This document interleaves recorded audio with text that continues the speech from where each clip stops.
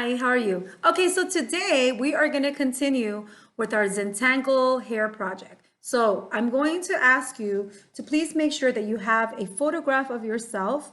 I think if you don't have a photo of yourself, you could draw yourself, but it has to be relatively small because we want the majority of the paper to have space for the hair. The other thing that I want to make sure is that you have a neck and a shoulder. So this obviously will be in black and white. Where you're doing the Zentangle designs, you should at least separate your paper. So I have 1, 2, 3, and I'm going to cut this into half. So then that would be 4, 5 different sections where you're going to have different designs. And then over here, in order to create some level of contrast, we're going to be having some color. So what I'm going to do first is I'm going to just go ahead and do at least one Zentangle design so you know what we're doing exactly. So I'm going to zoom in over here. A black marker works great. A pencil does too. If you want to go ahead and start with a pencil and then do a marker. The other thing is that you don't necessarily have to do these Zentangle designs that you saw in the example. You could definitely use them as a source of inspiration and guidance, but you're not limited to that. So just like when we did Zentangles in the stockings and you made them up, the same thing applies for here. So I'm just going to go ahead and zoom in so you could see it. Okay, so I already did this with a pencil. So I'm going to just go over it with a marker and outline it, just making sure that when you're doing the designs, it's kind of a repeating of same design. You don't want and size, right? The attempt here is to try to do it the same exact size. You could definitely shade in some areas. So I'm going to just show you how I did that part, but I'm going to go ahead and divide this very quickly with a ruler because we want it to be neat. I'm going to go ahead and divide this into another section over here. Okay, so what I've decided that I want to do here is that I'm going to just go the easy route and I'm going to do upside down arcs. One of the things that I've already said before, but it's worth repeating, is that when you are doing your design, it's kind of good to do the first step first and kind of repeat that first step. So that kind of enables you helps you do the same design in the same size. So if you see I did that step, now I'm going to go ahead and do what would be the peel of my citrus fruit. And if you could get a very thin marker, that would be best. This is slightly on the thin side, but if you press too much, it can go a little thick. So I have to be careful. If you have some sections over here, you want to give the impression that it is continuing the design, right? I want to make it so that the design is kind of like there's a design in between the design, right? So I'm spacing those in between to create that. And that kind of guides me even with the next row to do that. This will look like one is starting over here. And it's very easy. It's actually something like when you really get into it, it can be very relaxing, right?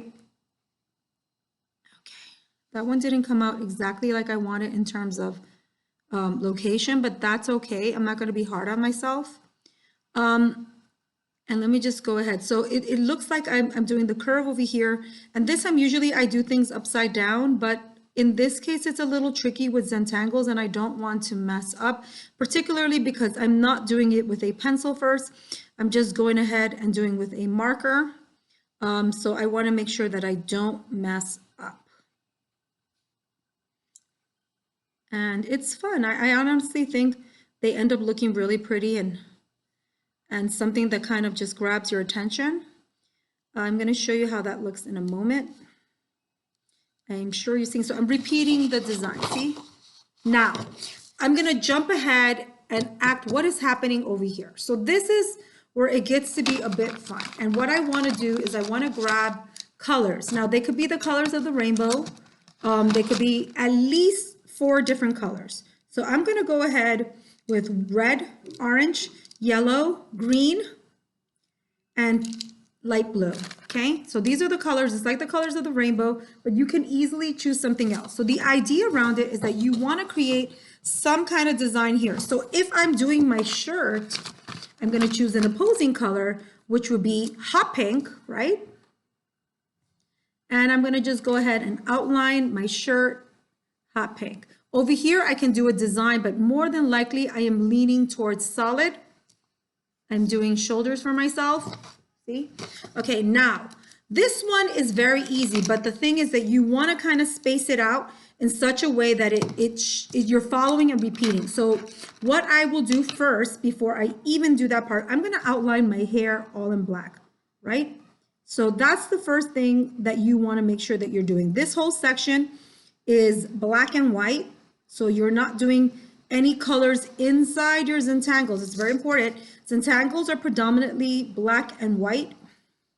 You can incorporate Zentangle designs in other things and in color print, but for this, and even the examples that we're seeing, the Zentangles are always in black and white. So we're keeping the same thing, just like we did with the stockings, right? So I'm outlining this, and as I'm keeping it a little relatively thick, then the next step would be to get an opposing color. Let's do the turquoise, and I'm going to go up here, and I'm going to outline this, but with a space. Can you see that? In a turquoise color. And it's, again, I'm moving my paper, so that's probably the best bet, so that you can make sure that you are following the same, see? You are following the same shape. And here you can go with slightly thicker marker. You're gonna, if it's a thinner marker like this, you're gonna have to go over it because you want it to really show and you don't want it to be too thin. So I'm going again. Here it gets a little tricky to go kind of into that curve, but that's okay. And I got a little messy here, but I'm not making a big deal about it. And I'm going in here and I'm going out. So obviously with the later colors, I'm not going to be able to do that. And again, I'm curving it around. You see what I got so far? Right? And so I'm going to go ahead to the opposite side and do the same thing. Very important, we don't want to touch my face. My face does stay like a black and white photograph, so we are not touching my face. And then we're going to continue this, right? And it's, again, these kind of things will create a sense of kind of a little funkiness right over there. See how that turned out? That looks pretty cool. So now I want to go with red. And if you're saying, why didn't you go with red here? It's because I have that hot pink there. So I'm going to go up and again, leaving kind of almost the same width that I left before. And now, if you notice, when I'm doing this part, I am not going all the way in because that would be kind of hard and impossible to do. So I'm not doing that, okay? And that's okay. Here we'll just go slightly in, but not really doing it fully in. And there we go. Okay. And we are continuing, right? So now it's kind of reminding me, I don't know if you've ever eaten these ices that they have, and they're sort of like red, turquoise, white. So it's kind of giving me that feel for that. Now I'm going to go with yellow. You might not be able to see the yellow as well, but I'm going for it. And so the yellow, might have to go a little thicker, is again following the same, following the same idea that there is a space over there, and I'm going to go ahead and do that. I'm going to try to pick up a little speed because we are hitting almost that 10-minute mark, and it's really going to end up looking like this really cool kind of rainbow without being overpowering rainbow, because we are not coloring this in. That's very important. We are not coloring this in. This is just an outline of what would be sort of like a rainbow. I'm going to go now with my green, because if I go with the orange, it's going to look a little bit too similar to that, and I still want to create a contrast. And just so you know, my country is Bolivia. I'm definitely American, but my place of origin is Bolivia. So this is kind of cool because the red and yellow and green is the flag of Bolivia. So, and to be honest, like this kind of gives me the impression of like some yummy candy, which is cool. And it gets easier as you do this other ones. See, look what I got so far. Isn't that fantastic? And then it gives you the impression or the illusion that this is sort of like candy. So I'm going up again. And it gets easier and easier because we are sort of like making it so it's just ending up like not going all that deep in because we've already kind of covered those little kind of trickier parts. So this one it gets easier. And then it's a matter of repeating the same. So going back to the original one, which is the turquoise, and going around, I'm getting a little sloppy, so I gotta be careful, not rush it too much, right? And we are continuing. So it's almost like this hair has taken a life of its own. So now going back to red, and now I kind of want to go up. You see where the body is? I'm going to go, I'm going to go up and then go around, right? Up and then go around. And it gets a little messy here, but that's, that's okay.